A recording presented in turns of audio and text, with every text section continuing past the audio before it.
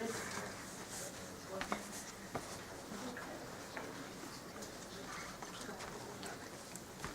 I have your attention, please? This hearing is now open. This is a public hearing for the Commonwealth of Massachusetts Department of Environmental Protection.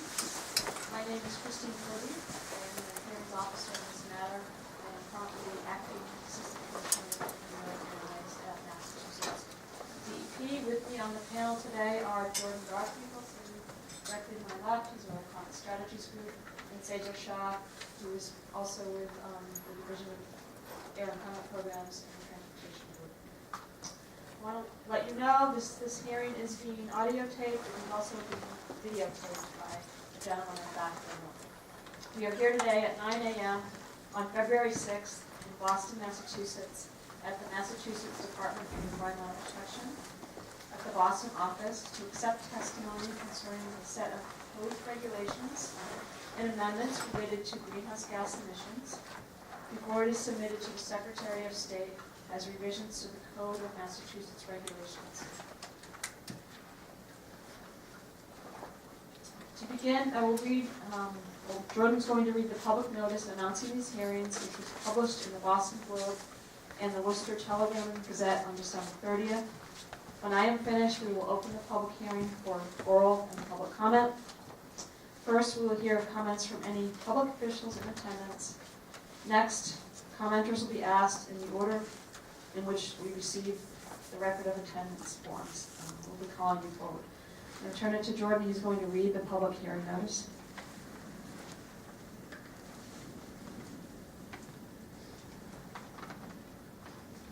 It's a bit of a long notice, so I'm going to have to read through it. The Massachusetts Department of Environmental Protection, Mass DEP, under its authority pursuant to Massachusetts General Law, Chapter 21A, subsections 2, 8, and 16, Massachusetts General Law, Chapter 111, subsection 2C, Massachusetts General Law, Chapter 111, subsections 142A, and Massachusetts General Law, subsection 21N, commonly known as the Global Warming Solutions Act, or GWSA, subsections 3C, 3D, 4, and 7 will hold public hearings in accordance with Massachusetts General Law, Chapter 30A, on proposed amendments to 310 CMR 7, air pollution control, and 310 CMR 60, air pollution control for mobile sources. In accordance with the Supreme Judicial Court's decision in the case of Kane v. DEP, 474 Massachusetts 278, 2016, directing Mass DEP to promulgate new regulations in accordance with Section 3D of the GWSA that establish declining aggregate greenhouse gas emissions on multiple categories of GHG emission sources in the Commonwealth, and Governor Baker's Executive Order 569 directing Mass DEP and other agencies to reduce GHG emissions to meet the goals set in the GWSA, Mass DEP proposes to amend 310 CMR 7 and 310 CMR 60, including 310 CMR 771 Section 9 to change the regulation to conform to changes to retail seller GHG emission reporting required in 310 CMR 775, 310 CMR 772 to establish mass-based annually declining aggregate limits on sulfur hexafluoride emissions from active gas-insulated switchgear owned by large utilities, establish aggregate limits on the same utilities, prevent increases in SF6 emissions that could otherwise occur due to use of additional GIS equipment, and maintain the stringency of the existing program by retaining the SF6 leak rate. Limit. 310 CMR 773 to establish mass-based annually declining limits on methane emissions from mains and services for individual natural gas distribution system operators with a gas system enhancement plan, order from DPU, and establish mass-based, annually declining aggregate limits on total methane emissions for mains and services owned by all gas operators with the Gas System Enhancement Plan. 310 CMR 774 to establish mass-based, annually declining limits on GHG emissions from power plants in Massachusetts to ensure reductions associated with current electricity sector policies in the Massachusetts Clean Energy and Climate Plan for 2020 update will occur in Massachusetts. These policies include new clean energy supplies, energy efficiency, and the proposed clean energy standard regulation at 310 CMR 775. Establish a process for apportioning the aggregate limit on GHG emissions among existing and new power plants in Massachusetts. Include a mechanism for power plants to earn and use over-compliance credits, providing compliance flexibility, and require annual compliance reporting. 310 CMR 775 to establish obligations on retail electricity sellers to provide an annually increasing percentage of power from clean energy sources. Define clean energy based on a GHG emissions-based performance standard, regardless of the technology used to generate the electricity. Capture additional low and zero emissions generation technologies that are not included in the existing Renewable Portfolio Standard program as implemented by DOER. And set the stringency of the clean energy standard to support achieving the power plant GHG emissions limits set by 310 CMR 774. 310 CMR 60.05 to establish mass-based annually declining aggregate limits on carbon dioxide emissions from MassDOT operations. Establish mass-based annually declining aggregate targets for reductions of CO2 emissions from certain transportation sector sources in the Commonwealth. Require MassDOT to calculate and report on whether its CO2 emissions limit and the sector target were achieved each year, and implement supplemental measures and initiatives within the areas of MassDOT's responsibilities if its emissions limit is not met. 310 CMR 60.06 to establish mass-based annually declining limits on CO2 emissions from the passenger vehicle fleet owned or leased by each Secretariat in the Executive Branch in the Commonwealth, and require each Secretariat to report annually on their passenger and non-passenger vehicle fleets, including whether the annual CO2 emissions limit on their passenger vehicle fleet was achieved. The proposed amendments and a background document are available on MassDEP's website. Public hearings will be held Monday, February 6, 2017 from 9 a.m. to 11:30 a.m., 1 p.m. to 4 p.m., and at 6 p.m. at MassDEP's Boston office, 1 Winter Street in Boston. Monday, February 6, 2017 at 9 a.m. at MassDEP's Southeast Regional Office at 20 Riverside Drive in Lakeville, Massachusetts. Wednesday, February 8, 2017 at 9 a.m. and 6 p.m. at MassDEP's Central Regional Office at 8 New Bond Street in Worcester, Massachusetts. Wednesday, February 8, 2017 at 2 p.m. at Springfield Central Library, 220 State Street in Springfield, Massachusetts. If one or more of the previously scheduled public hearings is canceled due to inclement weather, additional public hearings will be held on Friday, February 10, 2017 at 9 a.m. at MassDEP's Boston office and MassDEP's Central Regional Office in Worcester. The last hearing at each location will remain open until all parties in attendance have been heard, with the exception of the Springfield Public Library, which closes at 8 p.m. Testimony may be presented orally or in writing at the public hearings. MassDEP will accept written comments until 5 p.m. on February 24, 2017. Written comments may be submitted in the following 3 ways: through the online portal available on the MassDEP website, by email to climate.strategies@state.ma.us, or by mail to Jordan Garfinkel, MassDEP, 7th floor, 1 Winter Street, Boston, Massachusetts, 02108. Thank you, Jordan. So, housekeeping item, you should have filled out one of these green slips. If you have not, they're out right outside the door, and you should fill that out. It's a record of attendance, and it will help us keep track of who we need to notify once we finalize the amendments. And it also indicates whether or not you want to present testimony. So we'll be calling people forward based on when you signed in, and we'll be taking public and elected officials out of turn. There are a number of people here today that wish to testify, so we're asking people to limit their comments to no more than 5 minutes. This way everyone can get the opportunity to speak, and we'll be able to hear from everyone. So I would ask that anyone who wishes to offer testimony come forward when called, identify yourself by name and affiliation prior to your testimony. Also, if you have written testimony, you can hand it to me and to the panel. We do have a microphone, so if you cannot speak loudly, you can certainly use the microphone. I will now open testimony. And the first person is Devon Tremont from the Taunton Municipal Light Plant. I will be Bruce Wilcoxon. Did I get that right? Yep. You want to stand here or just start going down? We are taking.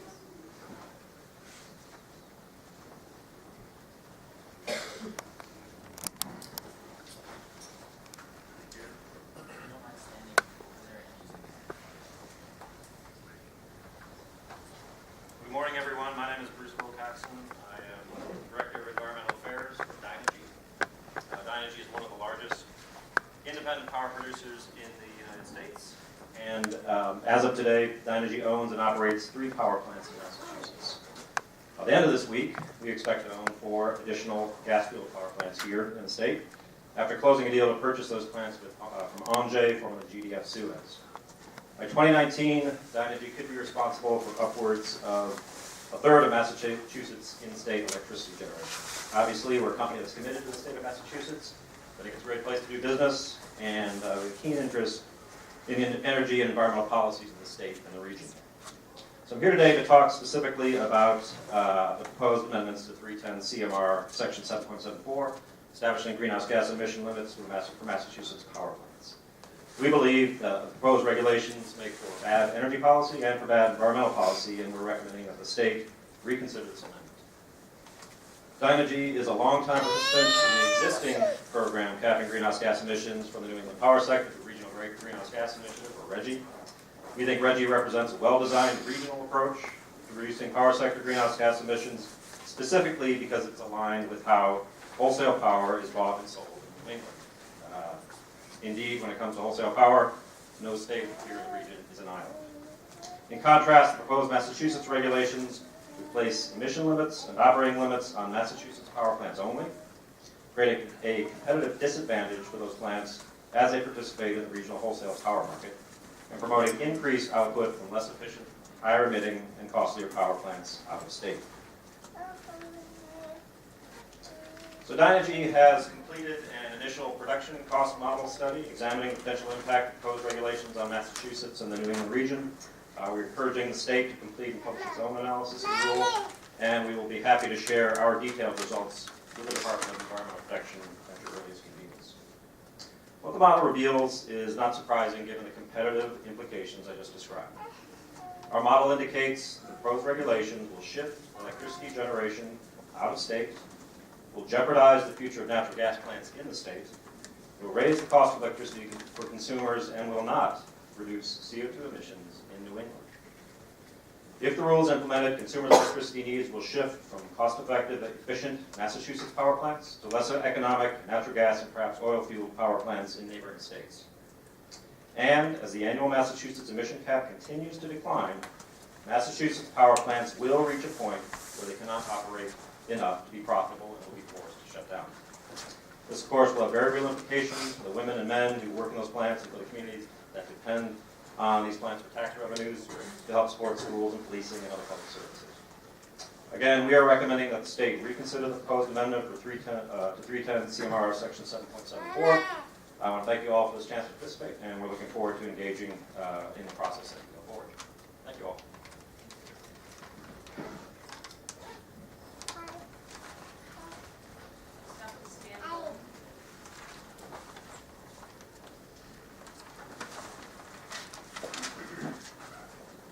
Good morning, my name is Dan Dolan. I'm president of the New England Power Generators Association. We're the trade association that represents the competitive power plant industry here in Massachusetts across the 6 states in New England. Among our membership are companies like Dynegy and others representing a fuel-diverse fuel mix covering the vast majority of power plants that provide roughly 85% of the electricity consumed by consumers. At the outset, I think it's important to note that NEPCA actually supports the Global Warming Solutions Act's mandates for carbon reduction within Massachusetts. We're actually the first fuel-diverse trade association in the country to support a meaningful price on carbon and the regulation of the pollutant. Part of that is informed by the fact that from recently released data from the Energy Information Administration from the U.S. Department of Energy. It goes out to 2014, 1 year beyond the DEP numbers stopping in 2013, showing that carbon emissions from power plants within Massachusetts have declined 58% since 1990. That has helped lead the way to an economy-wide reduction of 24% since 1990 here in Massachusetts. That is only 1% away from the 2020 goal of 25%. Yet, as was just noted, it's our belief from our analysis that we intend to share with the Department of Public Comment that the draft regulations would have the net effect of increasing regional emissions. That is because while plants here in Massachusetts would have their operations severely curtailed, the electricity demand must still be met. And so instead it would shift the supply to come from neighboring states like Connecticut, Rhode Island, and others, driving less efficient plants to run more. And I cannot believe that it was the intention of the Global Warming Solutions Act to actually increase the global pollutant problem. At the same time, while there is no net emissions benefit, we do believe that this would create a material cost increase in the price of the wholesale electricity here in New England. That would impact both Massachusetts consumers, but also importantly would shift the burden of an in-state Massachusetts policy to consumers in the other New England states, creating a disincentive across the region. For all those reasons, we think this is a fundamentally flawed regulation. As I noted, we plan to go into more detail in our public comment and appreciate the fact that the department has had such an open dialogue with us and with the other stakeholders here. That is something that we appreciate and doesn't go unnoticed. Thank you. Next is Michael Cousin.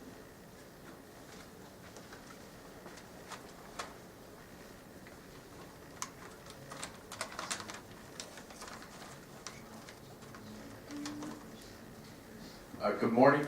My name is Mike Cuzzy. I'm the Senior Director of Government Affairs at Brookfield Renewable. We are the largest operator of privately held hydro facilities in the country. I want to thank the DEP staff for the considerable time and effort that has gone into crafting these regulations. We want to speak specifically to the clean energy standard, and we appreciate your willingness to hear from us today, especially after the collective experience we all went through late last evening. Brookfield strongly supports the efforts being undertaken by the DEP to reduce greenhouse gas emissions and to promote clean electricity sources. The electricity market is undergoing a period of rapid change as we move towards more flexible and a decarbonized grid, and Massachusetts is helping to lead the way with that effort. We believe that a diversity of technologies and resources will be necessary to decarbonize the grid, including baseload, non-emitting generation, new renewables, and advanced energy technologies like energy storage. We also believe that the Commonwealth's ratepayers will be best served, and greenhouse gas emissions reductions will be most cost-effectively achieved by implementing a CES that includes a strong and transparent price on carbon that incentivizes new technologies, but also acknowledges, maintains, and optimizes existing resources such as hydro. One transparent and easily implemented way of quantifying carbon value is by using the EPA's social cost of carbon, which has been utilized in other jurisdictions to attribute a value to non-emitting generation. The adoption of a carbon price would have the additional benefit of more closely aligning the clean energy standard with the Massachusetts Clean Energy RFP by clarifying how clean energy resources will be valued for their carbon-free attributes.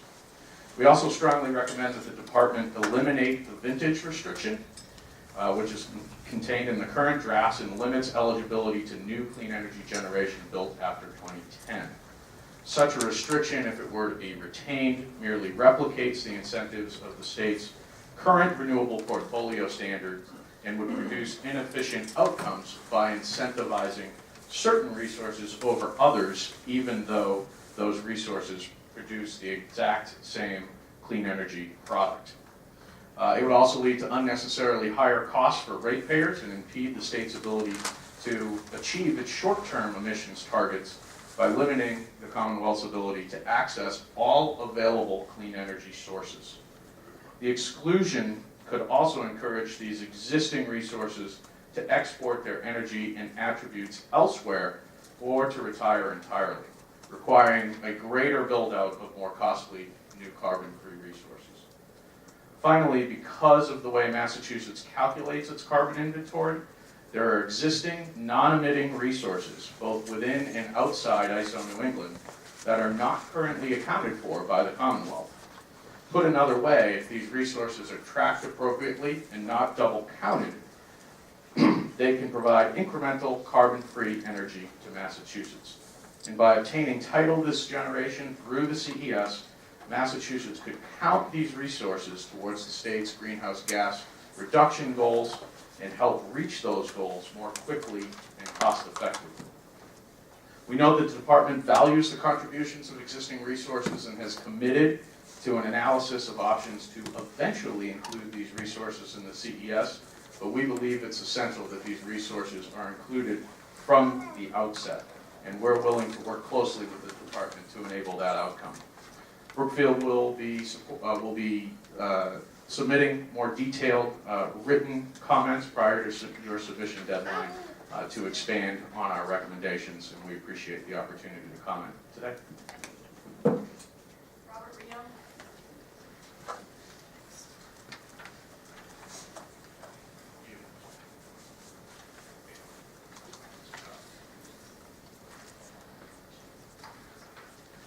Hi, thank you very much. My name is Robert Rio. I am Senior Vice President at Associated Industries of Massachusetts.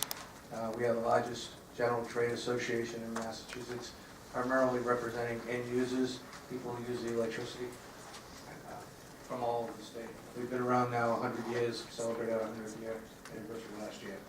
I do want to talk from the end user perspective concerning the clean energy standard primarily. Massachusetts has the highest electricity rates in the country right now. There is over $2 billion in new costs that will be added to ratepayers between now and the end of 2018. Those have been confirmed through ISO New England and the existing solar program. And even though we have a new solar program that just came out that will reduce costs, they really will not reduce the existing costs that are already baked in. So we are seeing over $2 billion in additional costs over the next 2 years by the end of 2018. This has a significant effect on the abilities of companies in Massachusetts to operate. One of our members calculating these increases is looking at a 35 to 40% increase in their electricity costs over the next 2 years. And of course what that does is it either drives them out of business or essentially drives them off the grid. And the cost of these programs will then be added to everybody else, creating a spiral. So it's not just as easy to go off the grid. That doesn't really help the system as much as people think it does. So with that as a backdrop, we believe that the clean energy standard is completely unnecessary. In fact, as it was said earlier, it will not lower greenhouse gases due to the way it's been proposed. The energy bill, which was supported by AIM, requiring competitively priced hydro and offshore wind primarily, will bring us the clean energy that this same clean energy standard is anticipating. So having a clean energy standard really doesn't get you any more clean energy than what's already on the books, that those of us who have been working on the legislation really tried hard to put in a competitive resource that would bring down significant amounts of clean energy. So having this clean energy standard layered on top of that really does not bring in any additional clean energy. And again, the new solar program is expected to bring another 1,600 megawatts of good competitively priced solar energy. Again, AIM did support that. So we think there's a lot of things going on that brings us clean energy anyhow, and it's not necessary to establish a standard outside of the legislation that's already been passed and the new regulations that are coming out. We will be submitting formal comments, and one thing I do want to bring up is in the public hearing document there was a talk about costs and its impact, and I think really that part should be expanded by the DEP should they decide to go ahead with this, because there is an impact on costs, and just because there's another law that requires something to be done doesn't mean there's not a cost to this regulation, particularly in municipalities and others who are buying electricity. So they may not necessarily need to comply with this law in the strict sense, and that their plants will need to comply. But at the same time, when they purchase electricity, as others have said earlier, they're going to be paying a higher cost. So I think it's at least important to acknowledge that and to understand what those costs are, so people can plan ahead and take appropriate actions now to reduce their costs if that's possible. We will be submitting public comments, and I appreciate your time. Edward Wall.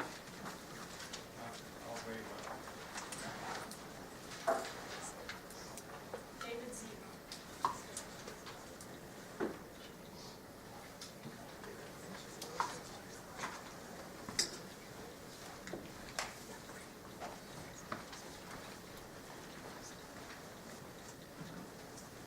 Good morning.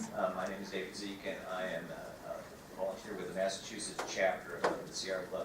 And I appreciate the opportunity to come and speak to you today on the 310 CMR 773, the reducing methane emissions from the natural gas distribution system. And my comments will focus on the measurement and tracking of emissions.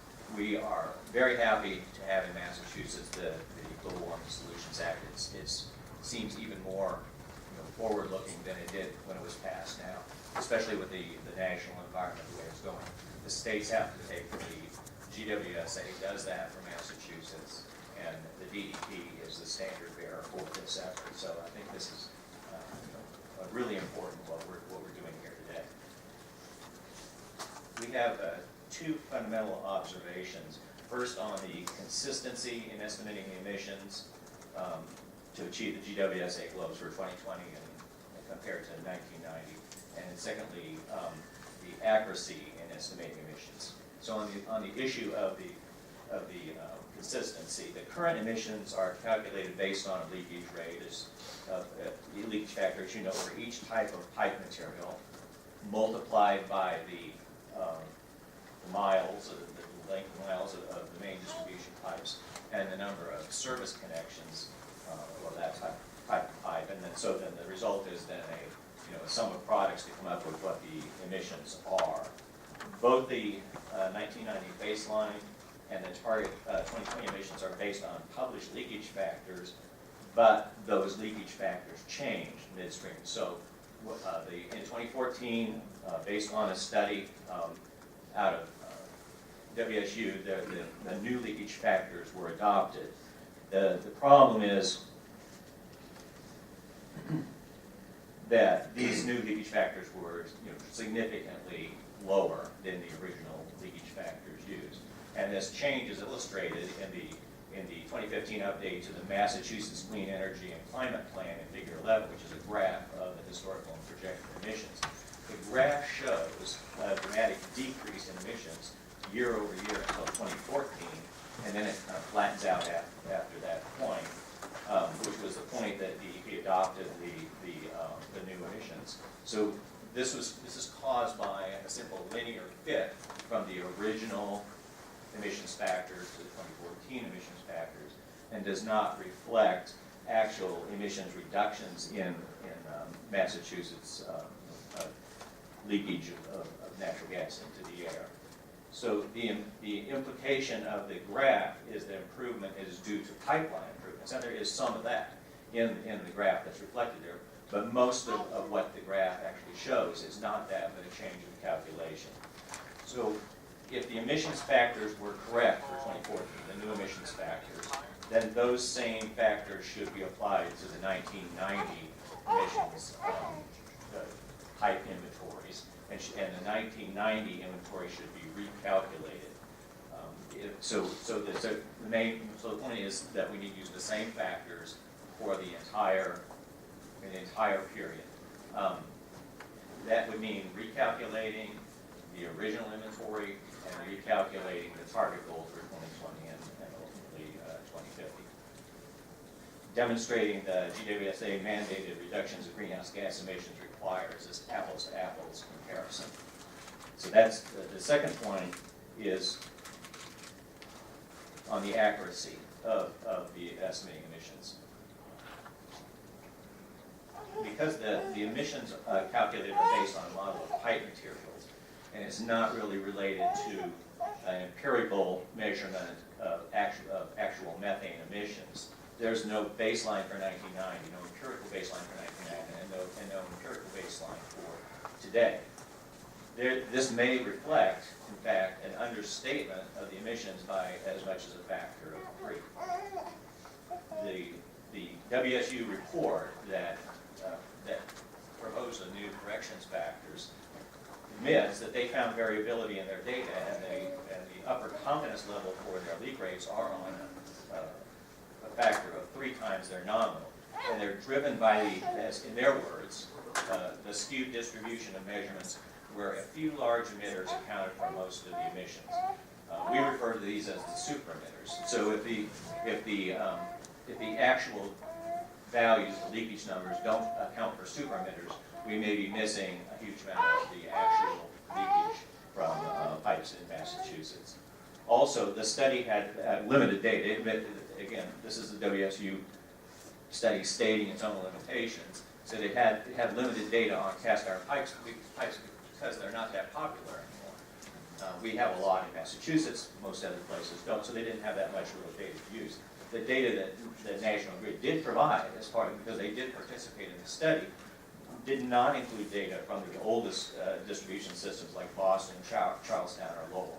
So we don't know if the data that was provided really reflects what's in the ground in Massachusetts, and we don't, and the overall that combined with data from other places produces a somewhat suspect leakage rate for cast iron. A 2014 study by Harvard. Yep. A 2014 study by Harvard, Boston, etc., evaluated methanes in the Boston area and found emissions of 2 to 3 times the calculated rate. And again, another WSU study found that there are other sources of emissions in the urban area besides the pipes and like gas meters, furnaces, boilers, hot water heaters. So methane is a powerful greenhouse gas, retaining 70 to 84 times as much heat as carbon dioxide over a time period comparable to the GWSA time frame. And DEP needs to understand what the relationship is between what is being measured and calculated and what the actual emissions are. Thank you. Next is Grady McDonald.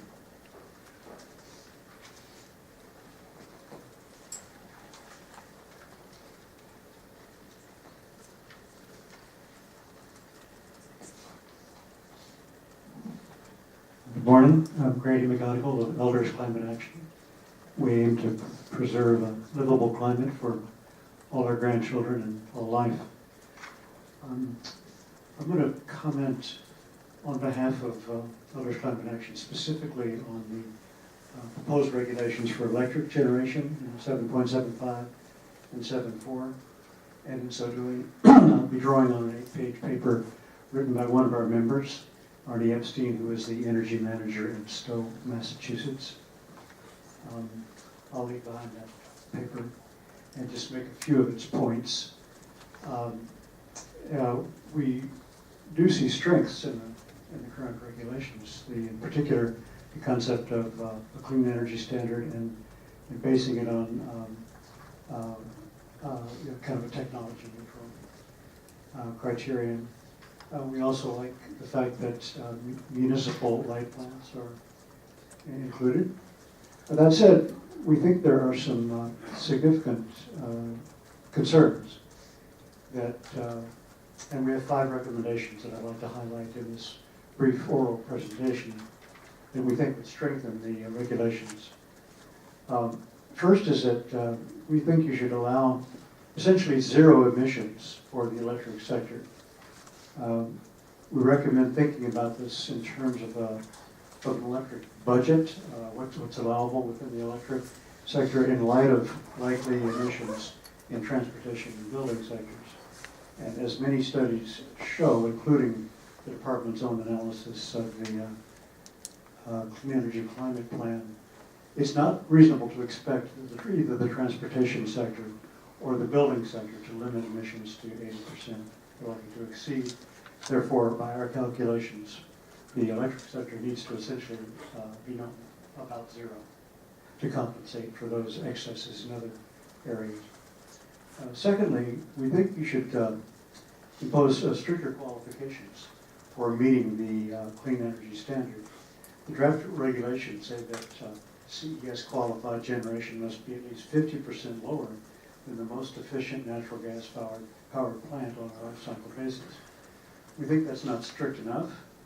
Assuming 35%, for example, of the demand in 2050 is met the proposed CES qualification standard, this would result in emissions from CES generation alone that were nearly half the total greenhouse gas emissions allowed. So we think that the DEP should reduce the standard for CES qualification by at least 75% rather than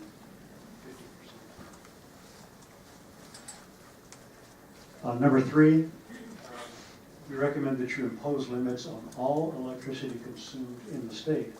The current regulations propose limits only on electric sector emissions generated in state.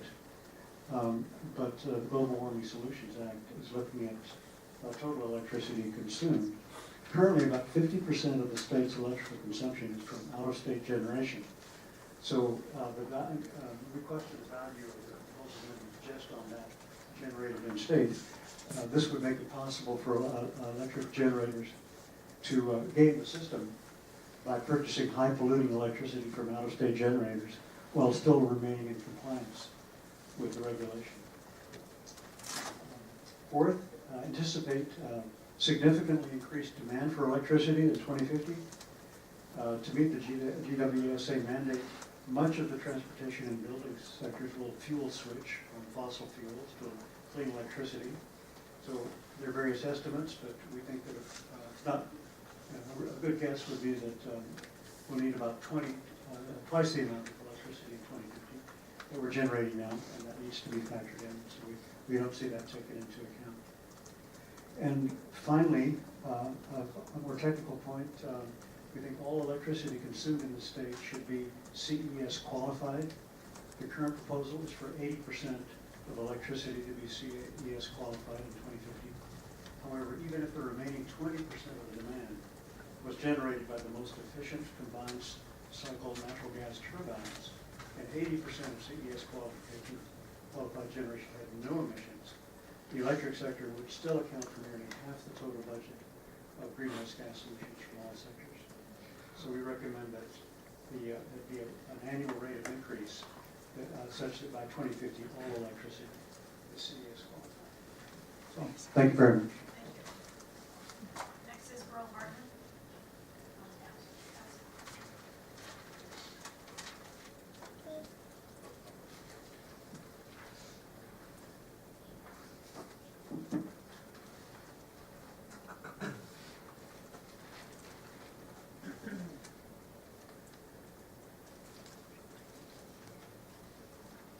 Susan Helms Daly.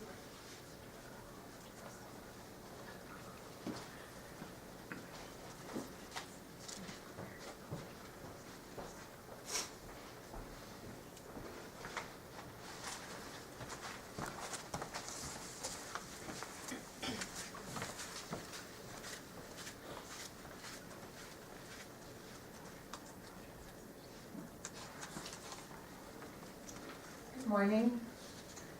My name is Susan Helms Daly. I'm a Brookline resident and a proud member of Mothers Out Front. My children are 10 and 12 years old, and they are occasionally encouraged, by which I mean bribed with frozen yogurt, to watch environmental documentaries with me. Recently, we watched the film Chasing Ice, which captures in beautiful, haunting images how rapidly our polar ice caps are melting due to climate change. After watching it, my normally bored with everything preteen son looked at me and asked, "So what can we do?" Which is where you come in. We at Mothers Out Front applaud DEP's efforts outlined in the proposed regulations to reduce methane emissions from the natural gas distribution system. However, we see several weaknesses that we would like to see addressed. Specifically, as drafted, the DEP would cap emissions only through 2020. This is insufficient for meeting the targets codified by the Global Warming Solutions Act, which set increasingly stringent standards through 2050. Not only that, but to generate a baseline for emissions, DEP is using emissions estimates for gas leaks when the technology and expertise exist through the Harvard BU study work for accurately measuring emissions. Estimates based on national averages vastly underestimate emissions in Massachusetts as we have an older leap year system, as noted earlier. We are simply asking that you use science to estimate these emissions, to measure these emissions, rather than guesstimates. This holds not just for calculating the baseline emissions from 1990, but also for measuring improvements over time. Finally, the regulations as written miss an opportunity to harvest the low-hanging fruit of fixing super emitters first. We urge you to coordinate your work with the DPU, which also has new rules for fixing super emitter gas leaks. In conclusion, as mothers, we are eager to see methane emissions dramatically reduced. And as taxpayers, we are eager to see this happen as efficiently and effectively as possible. DEP, you are the responsible parents here. We urge you to strengthen the proposed regulations to hold the utility companies strictly accountable for the leaks that have multiplied on their watch. And if it would help, and once the utilities have met their emissions, I personally would like to offer a carrot to your stick. I will promise to personally treat the CEOs of those companies to frozen yogurt. It works wonders with my kids. Thank you.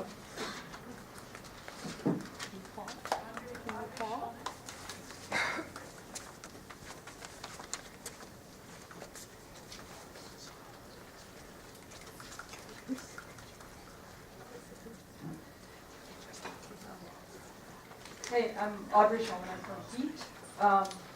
I'm also talking about gas leaks.